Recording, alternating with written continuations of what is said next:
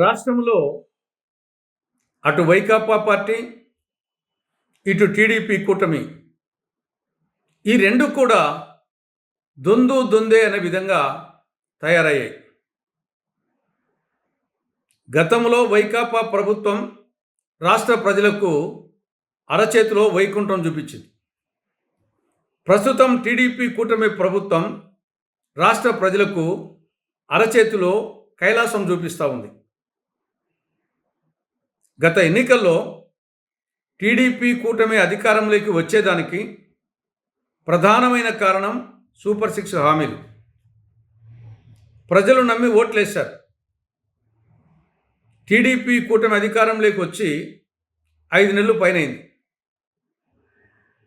Super 6 హామీల్లో చాలా మటుకు ఇప్పటి వరకు అమలు కావడం లేదు.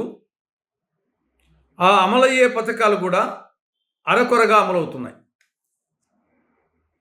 మనం ఉదాహరణకు తీసుకుంటే యువగలం,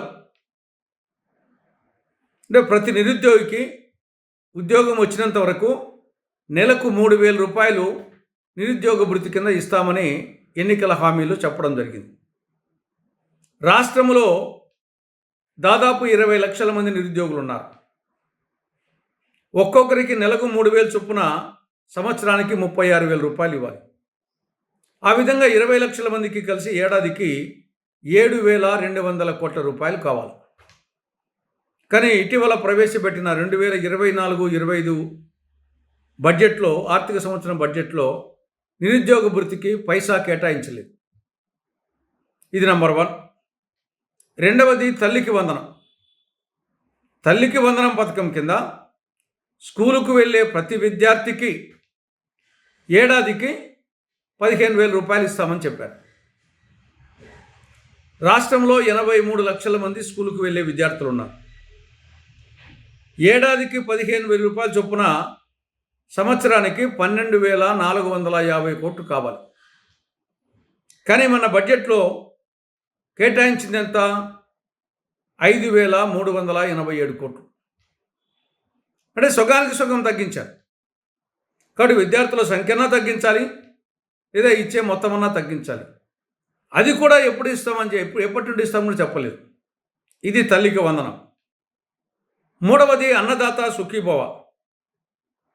ప్రతి ఏటా ప్రతి రైతు కుటుంబానికి 20,000 రూపాయలు అన్నదాత సుఖీభవ పథకం కింద ఆర్థిక సహాయం చేస్తామని సూపర్ 6 హామీలు చెప్పారు. రాష్ట్రంలో 53.52 లక్షల మంది రైతులు ఉన్నారు. ఏడాదికి ఒక్కొక్కరికి 20,000 చొప్పున సంవత్సరానికి 10,706 కోట్లు కావాలి.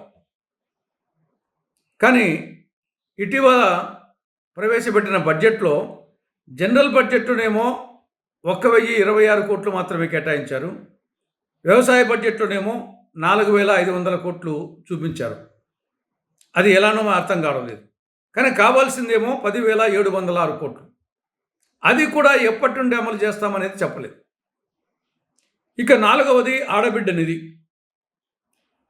19-59 సంవత్సరాల మధ్య వయసు ఉండే ప్రతి మహిళకు నెలకు 1,500 రూపాయల చొప్పున ఆర్థిక సహాయం చేస్తామని చెప్పారు. అంటే నెలకు 1,500 అంటే సంవత్సరానికి 18,000. ఈ మధ్య వయసు ఉండే వాళ్ళు మహిళలు 2,07,00,000 మంది ఉన్నారు. కాబట్టి ఎంత కావాలి అమౌంటు? 37,313 కోట్ల రూపాయలు కావాలి. మొన్నటి బడ్జెట్లో 37 రూపాయలు పెట్టలేదు. ఇక ఉచిత బస్సు ప్రయాణం. ఇది కూడా మహిళలకు ఉచిత బస్సు ప్రయాణం. ఇది సూపర్ 6 హామీల్లో ఒక ప్రధానమైన హామీ. దానికి బడ్జెట్లో కేటాయింపు లేవు. ఎప్పటి నుండి అమలు చేస్తారో కూడా చెప్పలేదు. తర్వాత 50 ఏళ్ళకే పెన్షన్. బీసీ, ఎస్సీ, ఎస్టీ, మైనారిటీలకు 50 సంవత్సరాలకే పెన్షన్ ఇస్తామని చెప్పారు. దాదాపు ఇటువంటి వాళ్ళు 17 లక్షల మంది ఉన్నారు. ఒక్కొక్కరికి నెలకు 4,000, సంవత్సరానికి 48,000. 17 లక్షల మంది కలిసి 8,160 కోట్లు కావాలి. ఒక్క పైసా కేటాయించలేదు. ఇవి సూపర్ 6 పథకాల పరిస్థితి.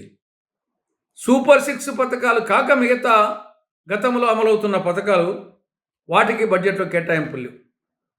మత్స్యకార భరోసా కానీ, చేయూత కానీ, ఈబీసీ నేస్తం కానీ, లా నేస్తం కానీ, కాపు నేస్తం కానీ, ఆసరా కానీ, తోడు కానీ, విద్యా దీవెన, వసతి దీవెన, వీటన్నిటికీ ఏదానికి కూడా బడ్జెట్లో కేటాయింపులు లేవు.